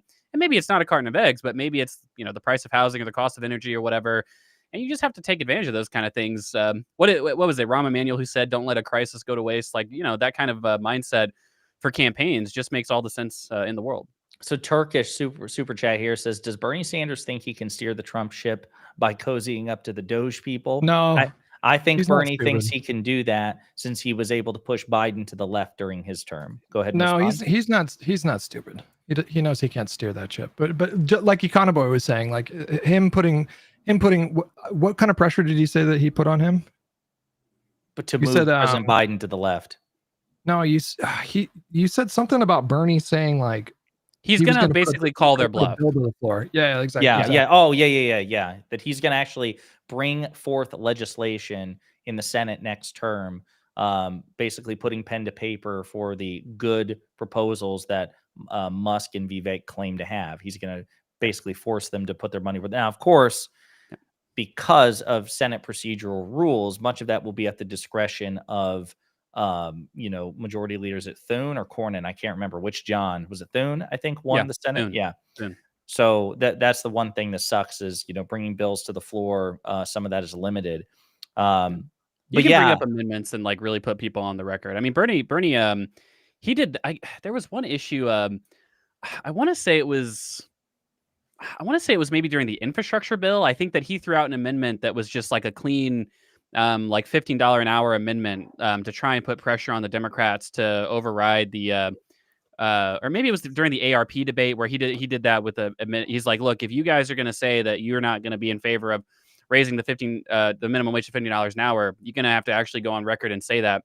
And that actually did expose, it was like 7 or 8 Democrats that just straight up voted against $15 an hour minimum wage. And I could imagine doing the same thing. I mean, the Republicans, when the IRA got passed, they did the same thing where amendment marathon lasted like all night, and they proposed, they had some rider in there that made the Democrats look bad, where it was like a rider that says that the new IRS funding is not legally allowed to go towards people who make less than $400,000 a year. And the Democrats had to vote against it for, I don't know, one reason or another. And so I think that he has an ability to do that as well, which will be, it'll be interesting. Just one of those little marginal fights that I just don't know how much people give a fuck about that stuff anymore. How many people actually care about congressional votes now? It's just one of those marginal things, right? I think that there's probably like 1 million people. There's like 0.5% of people who you do those kind of things to frame your attack ads. Basically, it's like, hey, when this guy got the chance to vote for the PRO Act, he didn't. Josh Hawley's a fraud, right? But to Hutch's point, I don't think I think people might care. I think I mean, I couldn't possibly quantify this, but I remember vividly, for example, the outrage I saw in the replies of people on Twitter, for example, when Republicans voted down. It's probably 2 years ago. I was in a hotel room. I just remember scrolling through my phone when they voted down that bill was it subsidized baby formula? Do y'all remember that? Yeah. And there was, it made headlines for like 2 days and then went away, right? And so I think to Hutch's point, organically, people are going to forget about it and it loses its sting.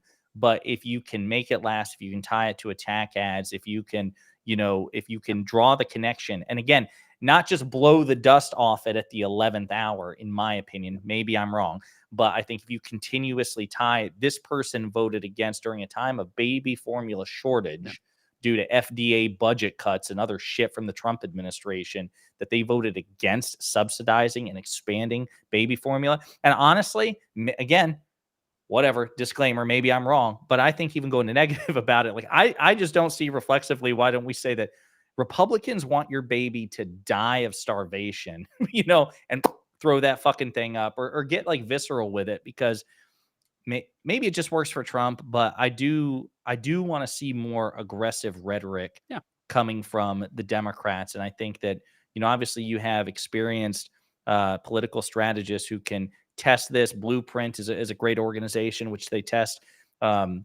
response ads and messaging. Maybe they can look at it too, of a more aggressive rhetoric. But I think if they actually go after the welfare state, I mean, that's something that is very just, it's very clear and material. Like government published reports will say the same thing. Like, for instance, JD Vance, I mean, a good example of this would be that JD Vance, he came out in the campaign trail and said, oh, I believe in a $5,000 child tax credit.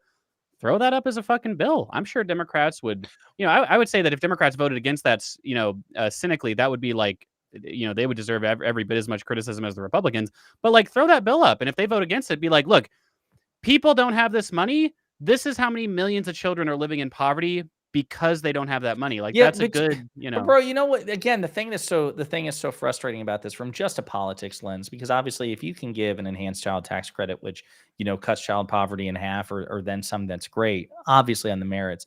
The fucking frustrating thing about this political climate is JD Vance I could absolutely see JD Vance absolutely casting a tie-breaking vote or whatever, or publicly, advocating or whipping votes for a child tax credit under this new Republican-led Congress.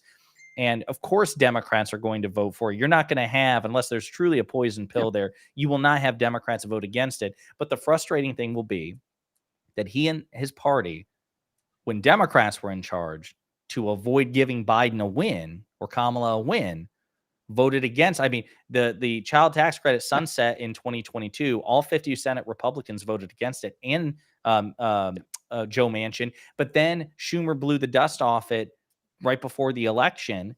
And here J.D. Vance was running as an Ohio junior senator, talking about the importance of the child tax credit. The motherfucker didn't even show up for the vote.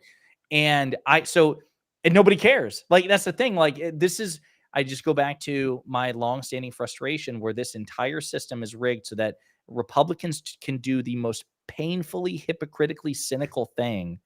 And then as soon as they get in power, totally change their position, reap all the rewards, get none of the flack for it.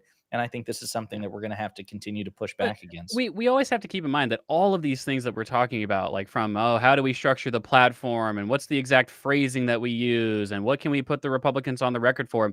That is all, it's all marginal, right? That's all, that's like, maybe it changes 5% of votes, and that's enough to make the difference between winning and losing. But, your biggest challenge as a campaign is going to be just the luck that you have. Is the economy good? Is it bad? I mean, fuck. I mean, you can't really control that. Obviously, Trump could if he just chooses to destroy the economy with tariffs and mass deportation.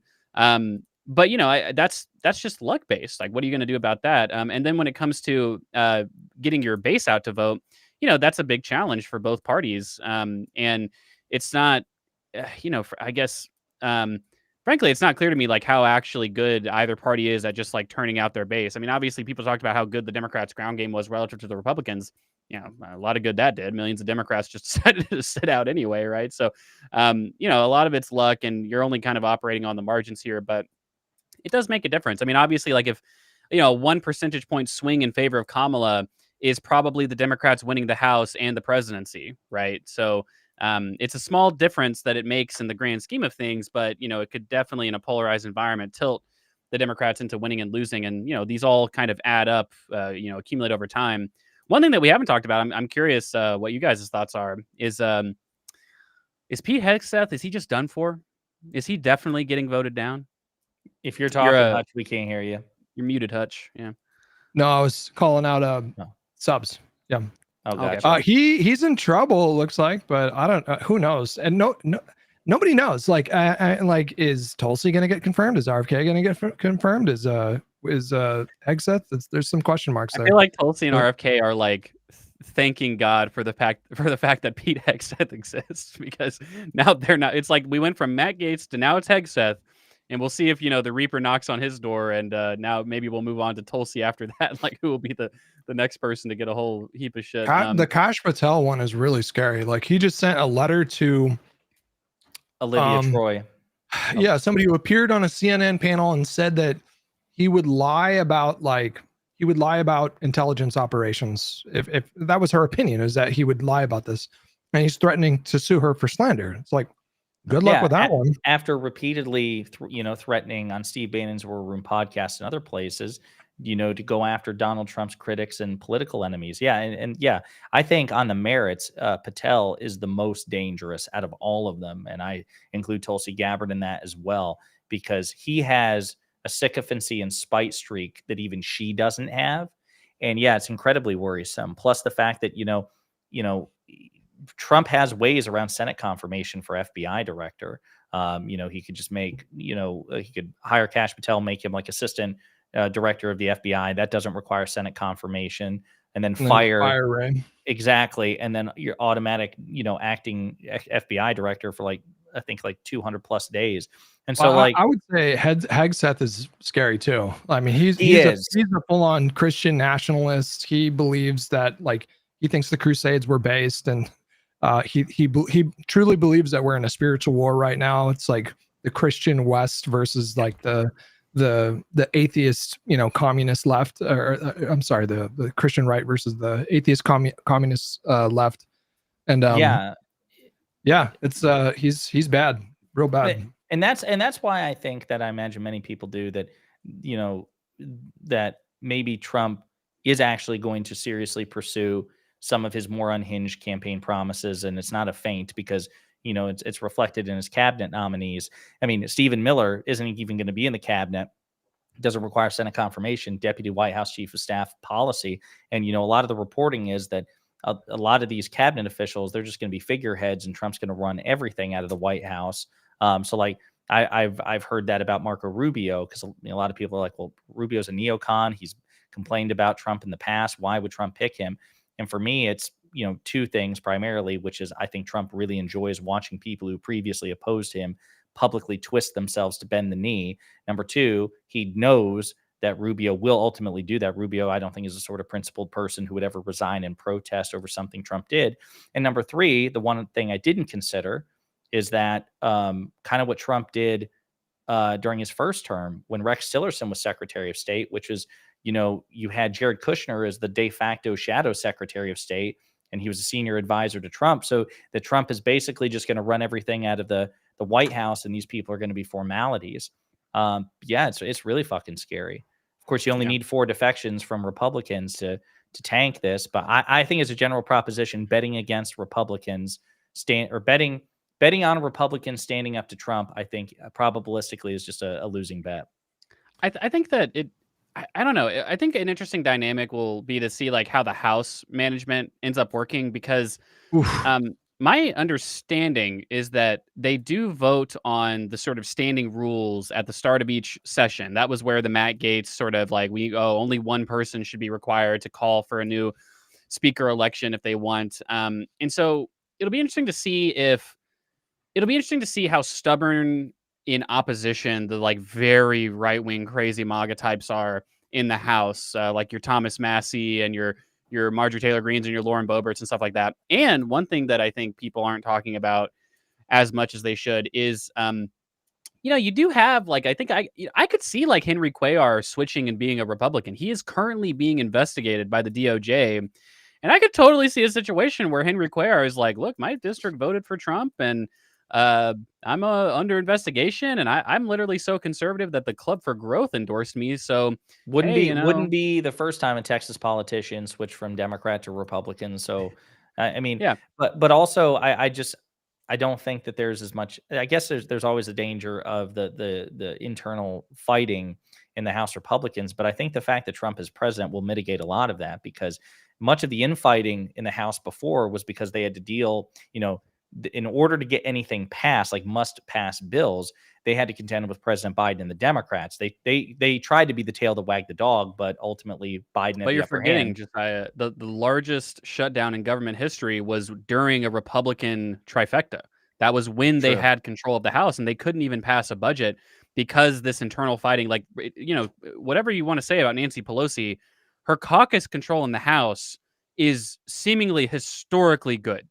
The Yeah. Democrats really don't have as much internal fighting, at least in the House, as the Republicans do. And that, again, what they did in 2018 or 2017, whatever it was, that was with a larger majority than they have now. Now Trump has consolidated a lot more control, but you still have New York Republicans and California Republicans and Republicans in Illinois and maybe Republicans that aren't running for re-election who, I could just see that causing a lot of problems for the Trump administration in terms of passing big sweeping, repealing the IRA, tax cuts, entitlement reform, whatever.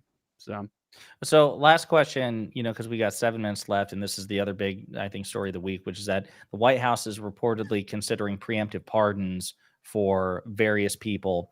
And I'd like Hutch and Pisco in particular to kind of weigh in on this, especially since they have not been talking as much. But what do you guys think about these preemptive pardons for people? Like Liz Cheney and Fauci and Yeah. who was the other one? There are multiple ones. Adam Schiff. There are many names that have been floated as people who'd be seen as prime targets by the Trump administration. Seems like a double-edged sword. Like if he actually does do it, then that could prove to be like, even though I think it's justified, it could prove to be powerful propaganda talking points for the MAGA people. And it could play into the conspiratorial stuff. And so I could see that like really backfiring, but I understand why he's doing it. There's every reason to believe that they're going to go after these people. Yeah. What do you think, Pisco? Highly skeptical. I don't like it. I don't think it's a good idea. I think it, unfortunately, part of, I'm not saying we should use people as sacrificial lambs, but part of the warning of Trump was that he's going to be using the Justice Department for like political ends. That's not going to stop just because you pardon. And preemptive pardons, I think, signals weakness. It signals fear. I don't think it's worth it. And yeah, I don't like the pardon stuff. If you want to like fuck some shit up before you leave office, shred all the documentation on who owns loans or something for student loans or some shit. Like, I don't know. Like if you want to do something lasting while in office, find something else. The student loans is one thing. Maybe fucking around with people with marijuana convictions, but preemptive pardoning these political people, it's not going to be of any use to us. And therefore it's not going to be any use to the American people. And if they want to go after these people, they're going to go after them no matter what. They're going to call their pardons like not effective, or they're going to find some other bullshit. So I don't really think it makes a lot of sense to do it. I mean, I also don't know if there's a precedent for preemptive pardons. I mean, it does There seem are like, President Ford with President Nixon. but that wasn't. Oh, I guess that was preemptive because he hadn't been Yeah. officially charged. Well, yeah, but that just, I don't know. That just seems like It's that never been seems tested at the insane. Supreme Court. It's Yeah, never yeah. been Like tested. as a rule, that just seems like a preposterously insane thing to even be allowed to happen. A preemptive pardon? Like, how does that how does that work? I mean, We're never going yeah. to hear the end of it. It's going to be 10 years from now. The conservative fucking freaks are going to be talking about the preemptive Fauci pardon and how that proves that he was, Right. inserting microchips or whatever. I mean, we're never going to live that down if you actually. Well, and this is if he again, actually this is does another that. reason why part of the broader mission, like everything we do has to contribute to a broader mission of really, to the extent that everybody, obviously I'm not just talking about the four of us, but people have infinitely more influence than us. Why one of the overall missions of the pro-democracy coalition is to correct this double standard, because the damned if you do, damned if you don't catch 22 in which we find ourselves is a consequence of that. So the reason is because not only did Donald Trump win an election after campaigning for 3 election cycles, 2016, 2020, 2024, on investigating and jailing and his political opponents, but he's literally just nominated someone who is most famous for proposing that. And Democrats are the one who are left with the Sophie's choice of, do we preemptively pardon people for potential witch hunts, or do we just let them suffer the consequences or potential consequences? Then, of course, the question is, set aside, Pisco's concern about, abuse of power, whatever, and potential morality. A cynical political person might say, you know what, Trump doing that might just be really good for us in 2028. But then, of course, the natural question is, would Trump going after his political opponents result in a meaningful consequence for his party? I'm not convinced that that's true. I just, there's so many things. It's possible, though, and it harkens back to McCarthyism. McCarthyism culminated with, he was grilling some guy, and this guy came out with this line live on TV. I think he said, at long last, have you no decency, or what was it? Yeah, have you no decency? decency? And that was a turning point. And so, like, you could imagine something like that happening with Fauci, but as you said, it's not guaranteed. So. It's not guaranteed because, I mean, to not to romanticize the past, but previous generations in politics cared more about certain things like civility and norms.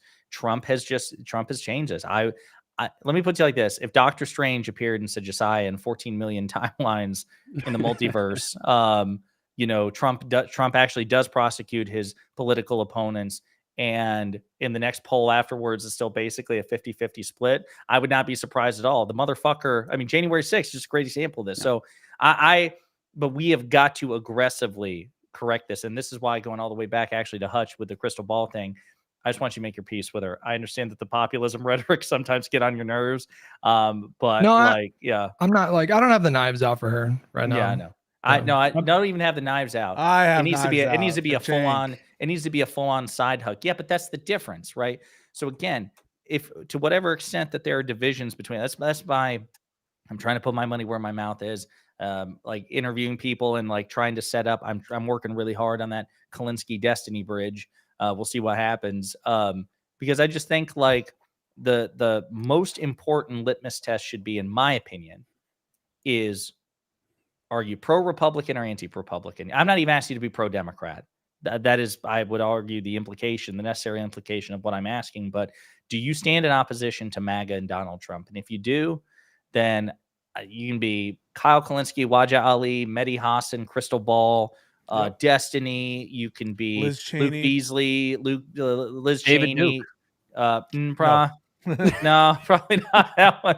He endorsed Jill Stein, guys. Probably Come not on. that one. Listen, endorsing Jill Stein is a de facto Trump vote. So I'm sorry, I'm counting that. That would make it more likely for Trump to win the election. So, but yeah. I think the moral of the story is like, everything is so unpredictable right now. Like we really have no idea what the country's going to look like in 6 months, that goes back to what I was talking about before. This is a really frustrating moment to be in because Trump he's like instability manifest, and there's just no way to know like what's he going to follow through on, what are his cabinet appointments going to follow through on, and so the like activism and opposition wholly depends on what your opponent is doing, and we just have to wait like a couple months before we can do anything really.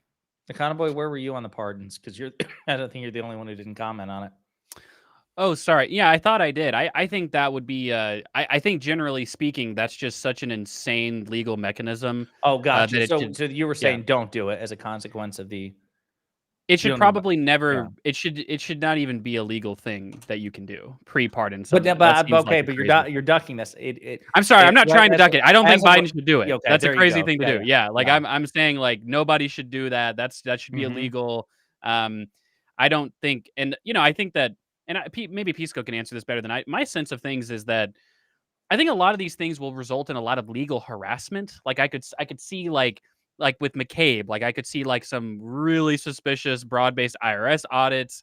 I could see like people getting fired and being told that they are not eligible for pensions, which I think also happened to McCabe. I could see people getting investigated and having to deal with that. And that's that's not a trivially inconvenient thing. That's a really tough thing. But in terms of like actually people going to prison, I think that courts and grand juries and people, I think our system won't actually lead to a lot of political prisoners. Like fingers crossed, I guess. Maybe peace goes a different sense than folks. You hear that upward inflection? You hear the upward inflection where his voice went to like my confidence isn't that high in that. But I mean, it keeps happening though. Like the Republicans keep promising like we're gonna rain hell down. Like they tried to go after Hunter Biden in Congress for like 2 years. They couldn't find any crimes. Like they're gonna find out. As flawed as our justice system is, sometimes it's actually pretty fucking good. And it's not a simple thing to secure a conviction. Like you can try to indict people or whatever, but at the end of the day, you got to convince the jury of people's peers. You got to present enough compelling evidence. And so they've been talking all this shit about how they're going to prosecute fucking Liz Cheney in some kind of like war tribunal and like prosecute Fauci. Like people literally had it in there. Like my pronouns are prosecute Fauci. It's like, okay, like let's see what you got. Like, yeah. Are you accusing him of a crime? All right, let's see your work. And so, yeah. And I could see. I'm sorry, real quick. Somebody asked, do you know if Biden can just do FBI backgrounds and publish it for the hearings? I'm pretty sure for vetting, they have to consent to FBI investigations, right? That's the whole point. Pisco, correct me if I'm wrong, but it would be an official act, Josiah. Yeah. I mean, I'm sure he could give the order, but my understanding is for the vetting process is that these nominees have to consent to FBI investigations as part of the process, and that's why it's not happening now. Is because the Trump transition team has refused to give consent, and in absence of that, it's up to Trump. If Trump wants it, it'll be there. If he doesn't, he won't. Right, but they're asking if President Biden, now that he's president, could now order the FBI to investigate Pete Hegseth, since Hegseth won't. Yes, he could. Yeah. The question is, would he, as a matter of policy? Almost certainly not. Yeah. But that would be basically a criminal investigation he'd be ordering, right? Not a vetting one, or is it the same thing? I don't know. That what I'm saying is, like he could use the FBI to order an investigation into like a lot of different fucking things, and who's going to stop him? Like, what's going to be the process by which that gets accounted for. You could order them to do any. It's an official act, Josiah. Okay, He could very easily overplay his hand though, and that could like backfire. Like that I could totally see something like the public being like, okay, this is ridiculous. If the president says FBI, it generates. If Biden said FBI, it would be treated like a national scandal. God, let them do their own stuff. If they want to be assholes, let them be assholes. Because if Biden does an investigation, they're not going to trust it anyway. So just keep your hands off of it. Josiah and I joked about when the USA v Trump decision got sent out that well, it wasn't much of a joke. I mean, like, we were saying that Biden should really try to like test the limits of this. Like, hey, just order the FBI to just follow around every justice. Order all of them to be audited, right? Because what the fuck? Like, are we really going to say that the president can literally just do whatever he wants with regards to these federal agencies? That would be an insane thing. But the time for that's it's just not. You know, he's only got 6 weeks left in office, right? Well, like, and you're also they're gonna frame it like retribution though. So like they're for sure gonna try to corruptly influence the DOJ and order the FBI to do stuff. And people like Rob Noor are gonna be like, well, you did it to Trump like 4 times. Like, you know, it's like, not quite scratchy enough. You actually had a pretty good Rob Noor you did once, and you haven't done it since. It was actually you. I'm on hour 9 of a 24-hour stream. You got to preserve. You got to preserve your voice. I will say, in summation there, fuck, God damn it, Hutch, you teed it up so perfectly. What'd you say? He was saying that the Republicans would frame it as retribution. Right, yeah. Fuck, what was it? Maybe no. the kind of boy said, you said something about FBI.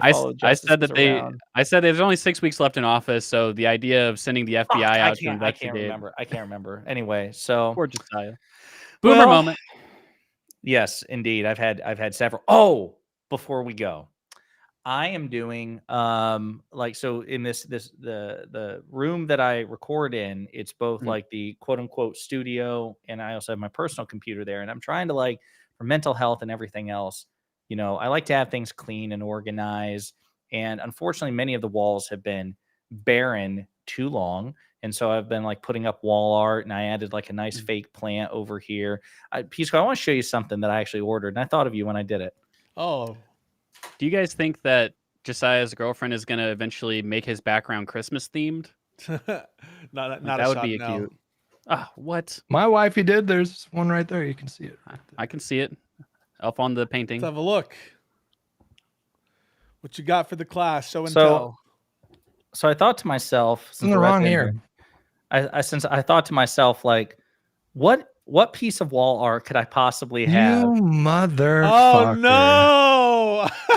This fucking guy. So, dude, I'm just gonna hold this up right here. Got? So awesome. for those of you who don't know what this is a scene from the greatest and most entertaining Star Wars film, where Rey Skywalker, empowered by the spirits of all the Jedi who lived before her, she is fending off a lightning attack from the greatest movie villain of all time, the resurrected Emperor Palpatine. Who somehow came back. Yeah, somehow. And yeah, that adorns the wall of my office. And I just wanted you to know that. I was thinking of you. I think it's wonderful, Josiah. And you know what?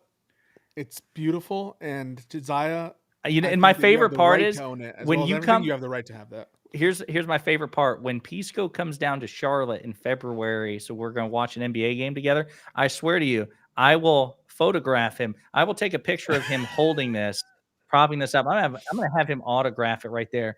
And then if Hutch enjoyed basketball, he could also join. And I would have him do the same thing here, because 100p. love this movie. 100%. Let's do it. I'll take the picture. I just got into fan edits of the movies. And I got some really cool fan edits that really fix some of the movies. So you know what? Maybe I'll look at this recent. There's an edit of Rise of Skywalker. Maybe it's good. Who knows? Yeah, there are a couple out there that I've seen. Hutch, do you like sports? Do you like basketball or anything like that? No, but I'm best friends with Ben Simmons. No, you're not. I'm not best friends. I met him once. He knew who I was from like the Machinima days, and I met him. He's fucking enormous. Cool. He's like 7'9". Why doesn't he have an Australian accent? What'd you say? Why doesn't he have an Australian accent? He does. Oh, he does. Okay. He does. Yeah. It's subtle, but he does. Yeah. Wild. What about you? Fair. Econo Boy, are you a basketball fan?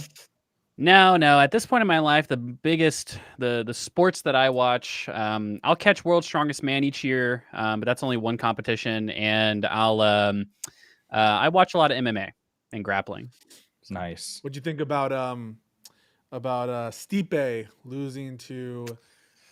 Listen, it was expected, name? and John Jones, John yes, Jones, the greatest John fighter of all time, John Jones. Yeah, it was expected.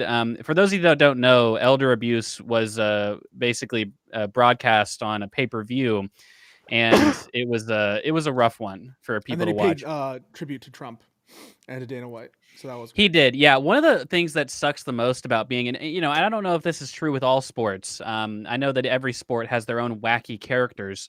But MMA fighters as a demographic of people seem to be fascists. 98%, yeah, like just totally like the Brazilians love Bolsonaro, the Americans and the Brazilians love Trump, the Mexican fighters love Trump. Everyone in MMA fucking just loves Trump. There's 5% of people that just they just don't talk about their political opinions, and then there's the other 90+% who I just just want to love thank Trump. Mr. Trump. Mr. Trump's here tonight. Like it's fucked. Wow, that was racist, Pisco. That's horrible. I'm Latino. I can do it. Hey guys, it's been a beautiful evening. Yes, it has been. Appreciate it. We'll see you for our next episode of Lib and Learn next week. Will it be Wednesday? Will it be Friday? Fuck, I don't know. The schedule's been all over the place. We're gonna But figure it out. if you miss an episode, youtube.com/liveandlearn. Yep. For all of our I'll be uploads. fixing that up, getting some art. It'll be real cool. And you guys, you got to stay cool. And you know what's funny is I'm just calling it right now. I'm just going to end on this note that in the art, Pisco's going to be like front and center, and the rest of it, you're going to be like Mel Gibson in Lethal Weapon 4, where it's no longer like sharing the poster with Danny Glover. It's I put myself last in the list of links. You guys are such haters. Yeah, I'm actually glad you included us at all in links and lists. You typically forget about it. It's like it's so funny. He could be like. Pisco would be like, bro, let me tell you, the top 5 people named Hutch, and our Hutch would not even be, he'd be number 7. He'd be like fucking honorable mention. That's how Pisco rolls, motherfucker. So hey, I'm loyal to the end. Love you guys. All right, boys. Hey, hey, Hutch, good luck with the rest of the 24-hour stream, buddy. Best of luck, Hutch. Adios.